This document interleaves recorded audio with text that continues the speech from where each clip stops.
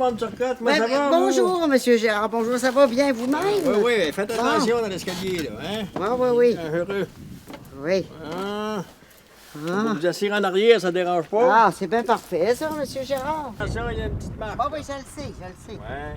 Hein? Bon. Et monsieur. Ah, vous vous attachez, vous allez être correct? Oui, parfait. Ah, c'est bon. Puis, Mme Turcotte, comment ça va, vous, déjà, là? Ben voyons, vous le savez déjà, Monsieur Gérard.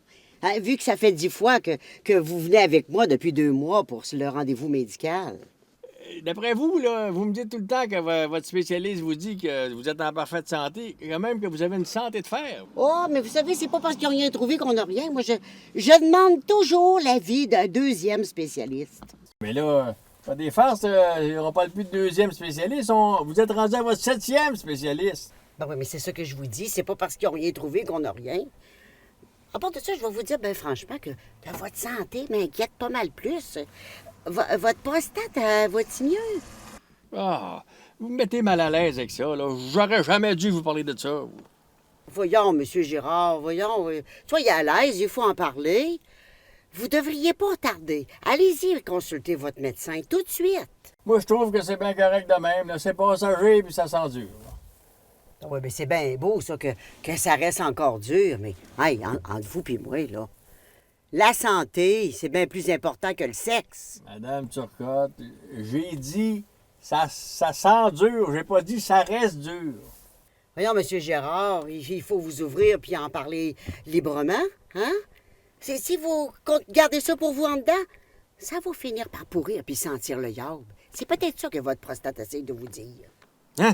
Quoi? Vous me dites que ma prostate va me parler, vous? Bien, certain que votre prostate vous parle. Oui. Elle vous le dit qu'il faut que vous éliminiez au fur et à mesure. C'est vrai, ça. Oui. Et puis, le tuyau peut chauffer, puis vous allez avoir encore plus de problèmes. Ouais, peut-être bien. Bon, on est rendu à votre rendez-vous, là. C'est à quelle heure, déjà? Attendez un petit peu, je vais regarder dans mon agenda. Ouais. Bon, ici, je l'ai ici, là. C'est 10h30, le 7 octobre. Ben là, c'est parce qu'on est le 5, Mme Turcotte, êtes-vous sûre, là? Oh, ben, je suis désolée, Monsieur Gérard. Excusez-moi, vous avez bien raison, hein? Mais vous savez qu'il n'y a pas de hasard, hein? Comme ça va nous permettre de jaser, puis vous allez pouvoir me raconter si ça se passe bien quand vous urinez. Je connais un moyen de ne pas vieillir. C'est d'accueillir les années comme elles viennent, et avec le sourire. Un sourire, c'est toujours jeune. En 2015-2016, l'entraide communautaire Le Halo, c'est 7 959 accompagnements transport et un service effectué par des bénévoles. Le comité Vas-y, c'est 250 à 300 transports par mois et une équipe de 26 bénévoles. Est-ce que les problèmes liés au transport, c'est des problèmes qui vous touchent? On sait que l'autonomie des personnes est souvent liée à leur permis de conduire. Le jour où tu leur enlèves leur permis de conduire, là, c'est une catastrophe appréhendée, mais ça devient... La catastrophe appréhendée devient une catastrophe réelle. Est-ce que dans les milieux comme le nôtre, dans Port-Neuf, que ce soit le transport pour des visites médicales, que ce soit le transport pour des services liés à la vie quotidienne, comme par exemple aller à la banque, aller faire son marché, aller magasiner, est-ce qu'il y a des choses à dire autour de ça? Toujours dans l'idée que je veux rester chez nous le plus longtemps possible, puis je veux bien vieillir dans ma communauté. Donc, cet élément du transport, là, comment ça vous touche, vous autres? J'ai vu dans le journal dernièrement, oui, dans le Un courrier de Port-Neuf. Bon, oui, justement, que j'essayais de trouver à quelle place que je pourrais trouver quelque chose en fonction des gens du Lac-Sergent. Puis il y avait la possibilité, disons, de voyager d'un endroit à l'autre, là, et naturellement, c'était tout à fait normal qu'ils viennent se joindre au groupe de Saint-Raymond. Puis qu'il y avait eu une amélioration aussi, hein, au niveau Service d'autobus. Service d'autobus, là. Mais il y a 3 circuits. Il y a 3 circuits. Puis, une fois par mois, le 6 octobre. mais j'ai regardé ça rapidement, je voulais revoir ça plus en détail. Est-ce que c'est plutôt entre les villages ou bien ils ramassent les gens dans les villages et qui veulent s'en aller vers Québec? Ça peut être entre les villages, puis ça peut être quelqu'un qui embarque ici, débarque à Saint-Raymond, quelqu'un de Rivière-à-Pierre vient ici à Saint-Léonard. Jusqu'à Québec, jusqu'à... Oui, jusqu'à Québec. Jusqu'à Québec, comme ici le parcours C. Parcours C se rend jusqu'à Québec. Ben, ABC, il se rend jusqu'à Québec, donc c'est quand même bien. Mais il y a le comité Voisy aussi qui apporte... ouais, mais le comité Voisy, c'est pas cher non plus. Quelqu'un peut appeler puis pour faire ses commissions. Ça existe dans la région, ça? Le comité Voisy. Ils font des sommes. Pont-Rouge aussi, hein? Oui, on avait été le voir. Pont-Rouge aussi. Oui. C'est M. Plamondon qui a mis ça sur pied à Saint-Ramon. Ça fait une quarantaine d'années, je pense. Oui, oui. Ça existe encore. Ça, c'est... Mais tout ça, moi, je vais vous lancer parce que là, on va rentrer dans l'autre sujet qui va venir après. Je vous ai parlé des soins de santé. Mais dans la mesure où il y a des infrastructures dans Port-Neuf où on a un minimum, on a des services. Je ne parlerai pas de minimum, mais on a des services. Mais si on se rend compte, il faut se rendre compte que la majorité des services spécialisés, que ce soit en gériatrie, en obstétrique, nommez-les toutes là. Peut-être moins vrai en cardiologie et en pneumologie. Les services sont à Québec. Ça veut donc dire que pour te rendre à Québec pour aller à ta consultation, ça te prend un transport. C'est certain que le service d'autobus, comme on le propose, c'est un plus, mais est-ce que ça va coïncider avec les horaires de tes rendez-vous?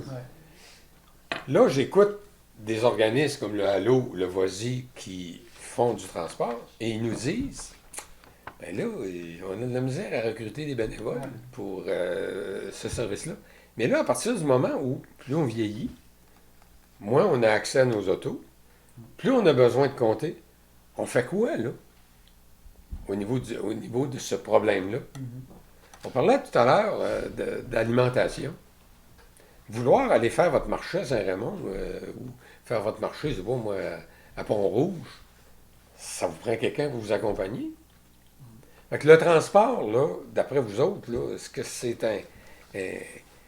une majeure dans l'autonomie que doivent escompter les personnes aînées pour vivre heureux chez eux? Mon épouse a fait ça pendant 20-25 ans, le transport. Puis elle, c'est ça qu'elle faisait à la place de... Il y en a des bénévoles qui arrivaient, puis à la porte d'hôpital, ils débarquaient la personne, venaient la chercher à tout à l'heure. Mais elle sortait de l'auto, elle rentrait dedans, elle allait à l'inscription, puis elle rappelait jusqu'à les jours, elle t'a demandé normalement. En plus, j'ai fourni une voiture neuve tout le temps. Mais, ça a bien été. mais Pas de parking, nous autres, le comité Voisy. Hein? Il y a une carte pour les identifier, pour être exemptés de payer le stationnement. Même à Québec? Oui, à Oui, Québec. aux hôpitaux.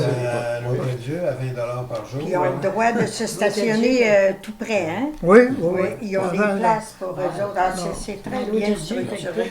mais ce qu'on constate, ce qu'on a comme information, c'est qu'il y en a plusieurs qui souhaiteraient avoir du transport, mais il y a une pénurie de bénévoles.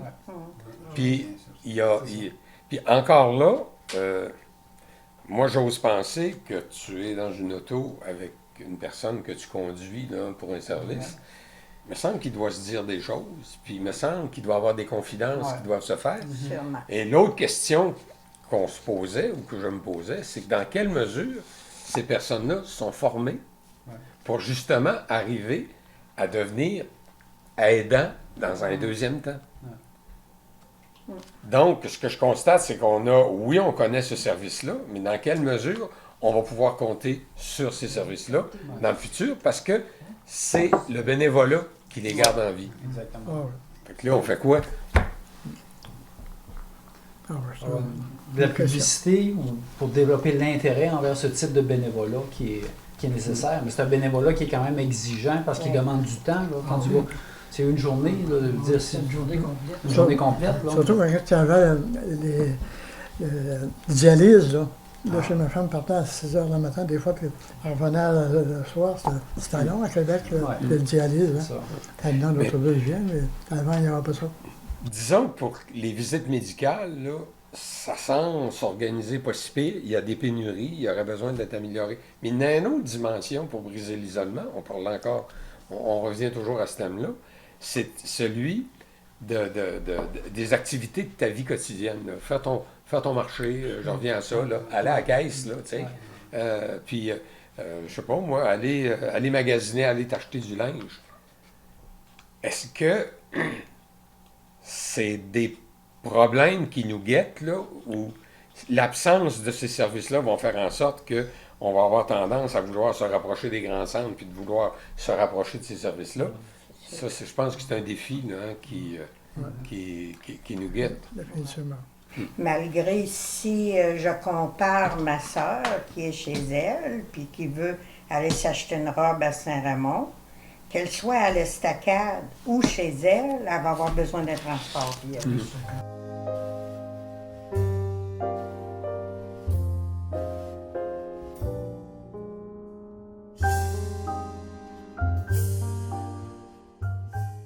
Donc, le comité Vas-y existe depuis 1980 à Saint-Raymond. C'est des services qui s'adressent à la population de Saint-Raymond, de Saint-Léonard, de Lac-Sergent, Sainte-Christine, Rivière-à-Pierre et de Pont-Rouge. Nos activités principales, c'est faire du transport accompagnement. Donc, on fait du transport accompagnement vers les hôpitaux de Québec et les cliniques privées. Et on fait aussi du transport accompagnement pour les gens qui veulent aller faire des commissions. Donc, pour aller à l'épicerie, pour aller à la pharmacie et dans les institutions financières. Jusqu'à ce jour, nous avons en fait 700 usagers. Et puis, la façon que ça fonctionne, c'est dès que la personne connaît l'heure de son rendez-vous et la date de son rendez-vous, elle communique avec nous et nous donne les mêmes informations, donc la date, l'heure et le lieu où elle doit se présenter. Et la réceptionniste qui s'occupe de la gestion des transports, en fait, recommunique avec la personne qui en a fait la demande la veille de son rendez-vous pour lui confirmer le nom de son chauffeur et l'heure à laquelle il va aller la chercher à son domicile pour l'accompagner à son rendez-vous. Je vous dirais qu'on est en mesure de répondre à 100 % des demandes et jusqu'à maintenant, on fait de 250 à 300 transports par mois. Maintenant, nous avons 26 bénévoles. Nous avons 26 bénévoles, dont 14 hommes et 12 femmes. C'est sûr la demande de transport est grandissante à chaque année et puis on a toujours besoin de bénévoles. Alors, pour être bénévole, il s'agit de vouloir partager son temps et avoir un bon dossier de conduite. Et puis, avec nos chauffeurs, on les rembourse à raison de 39 cents du kilomètre et on défraie aussi les frais de repas. L'entraide communautaire Le Halo est un organisme sans but lucratif qui existe depuis 1985. C'est un organisme de bénévoles qui a débuté ses activités avec un des plus gros volets qui existe depuis 1985, qui est l'accompagnement transport. L'accompagnement transport, ça peut être pour un enfant, ça pourrait être pour toute personne vraiment qui a besoin de services, qui sont en besoin de services. Mais principalement, là, je vous dirais, la clientèle, c'est vraiment des personnes âgées. Mais quand les gens qui ont besoin de services, ils téléphonent directement au bureau et on n'a pas vraiment de critères spécifiques. Et, non. Quand les gens ont besoin, habituellement, on les aide, on leur donne un service et on les accompagne. Pour l'entraide communautaire, nous desservons vraiment de Donnacona à Grondines, aller jusqu'à Saint-Ubalde et on revient avec Pont-Rouge. C'est sûr que Neuville se souvient. Et tout le nord du comté, bien, il y a un autre organisme, le comité Vas-y, qui dessert pour ce genre de service-là. Des alternatives de transport sont également offertes par la Corporation de transport régional de Portneuf. Des navettes journalières vers Québec, du covoiturage, des navettes mensuelles, du transport adapté pour les personnes à mobilité réduite et du transport intermunicipal.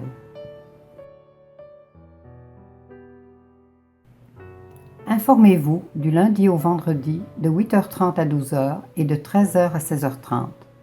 Il est nécessaire de réserver votre transport 48 heures à l'avance au 1-877-329-3686.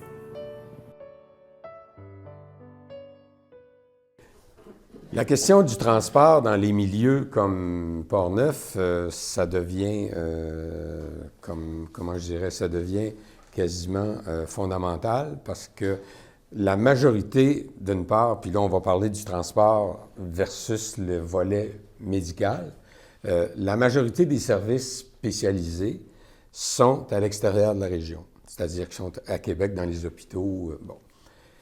Là, on dit les services de transport et d'accompagnement pour les besoins médicaux, est-ce que c'est suffisant? Est-ce que c'est accessible? Est-ce qu'il y aurait des améliorations à apporter de ce côté-là?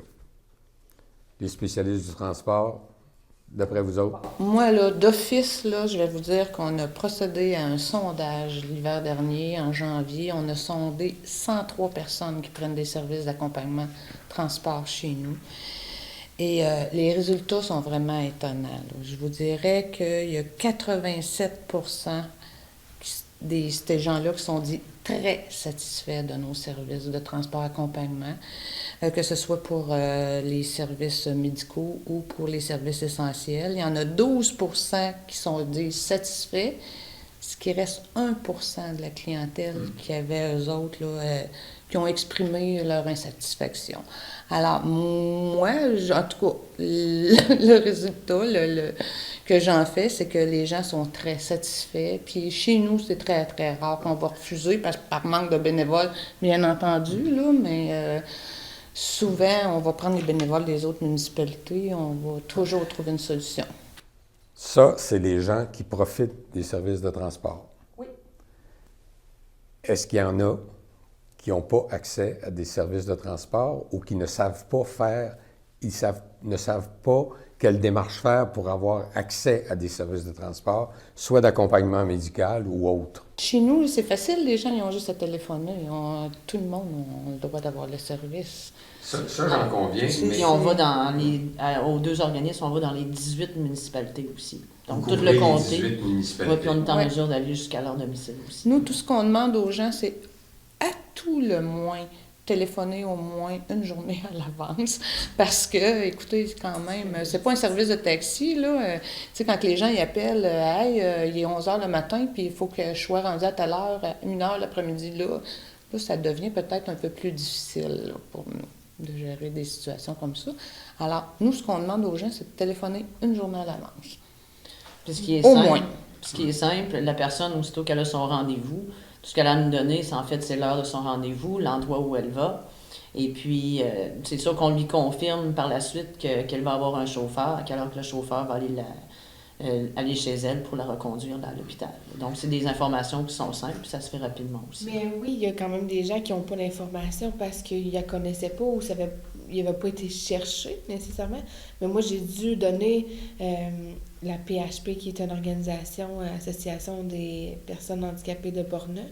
Ils ont créé une fiche que vos deux organisations sont dessus qui détaille les services au niveau du transport. Et moi, j'ai dû faire connaître ça aussi là, auprès des gens parce qu'ils ne savaient pas quel service, qu'elle allait où. Puis ils ont dit, là, une chance que mon voisin était là parce qu'on n'aurait pas pu se rendre à l'hôpital avec mon conjoint là, qui était en difficulté, mais pas en urgence. Donc, oui, il y en a qui ne le connaissent pas, puis ça fait partie de la vie qu'il faut redire et dire encore les services, puis c'est correct, là, ça fait partie de notre travail. Donc, les services existent, il y a du travail qui se fait, comme ici, là, l'exemple de cette fiche-là qui permet... Mais lorsque on est pris en charge, par exemple, par un bénévole de VOSI ou encore du Halo, il se passe quoi?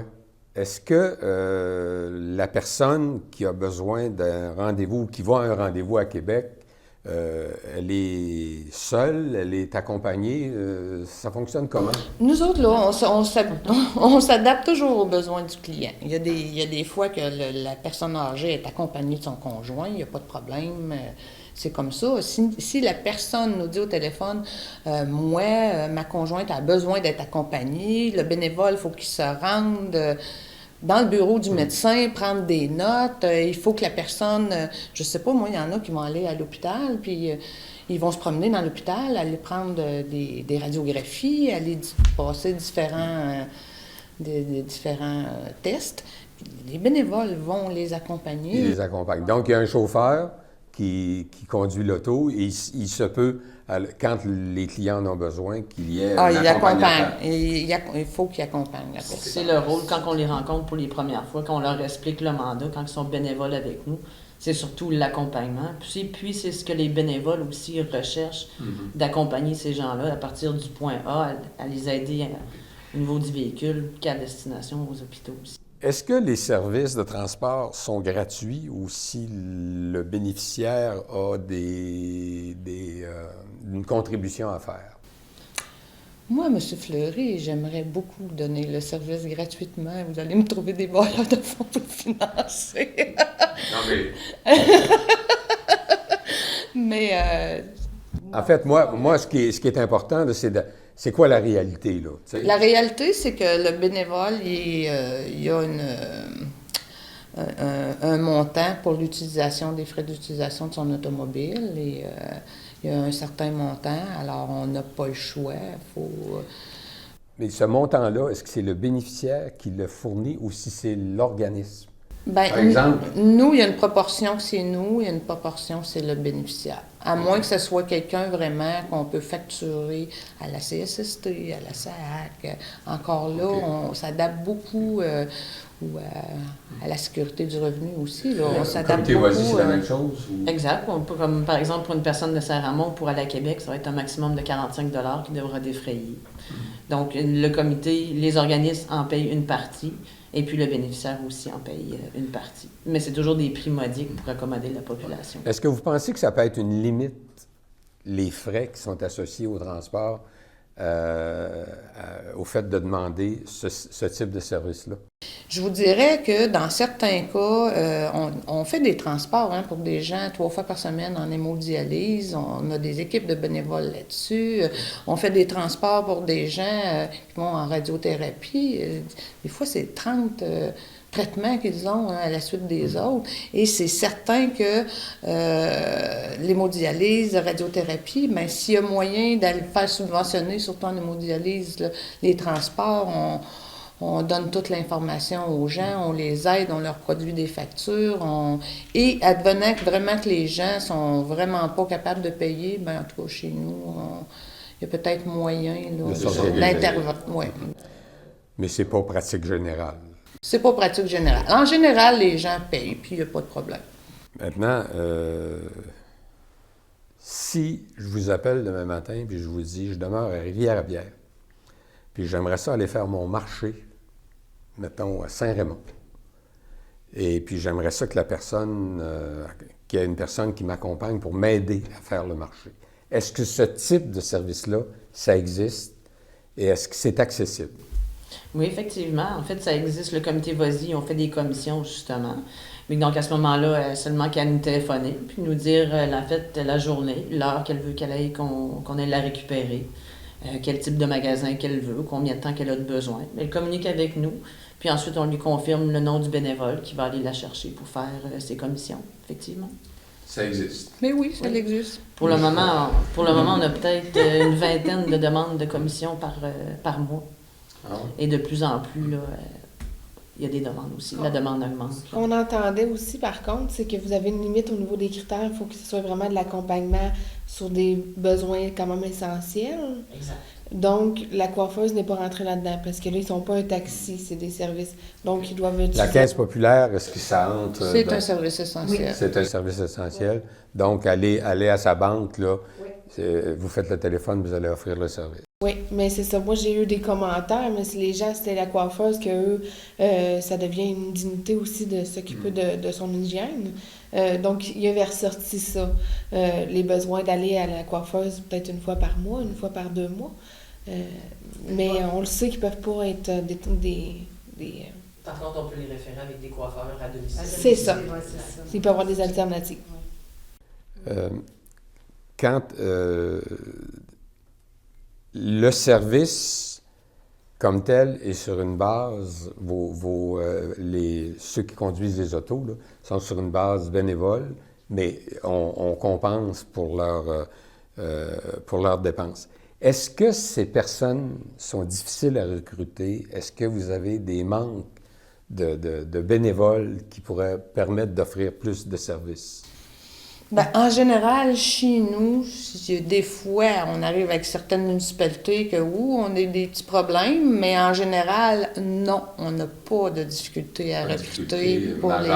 Non, on n'a pas de difficulté majeure, mais c'est pas arrivé, là, certaines municipalités, à un moment donné, qu'il y a des petits problèmes. Comme tu vas dire, C'est sûr qu'à tous les mois, on reçoit des appels des gens qui sont intéressés. Plus on a de bénévoles, plus on a de gens qui veulent partager leur temps, qui veulent le donner aux gens de la population. Justement, plus on est capable de diversifier aussi nos activités, d'offrir plus pour des projets pour bien vivre chez soi, là, à la population.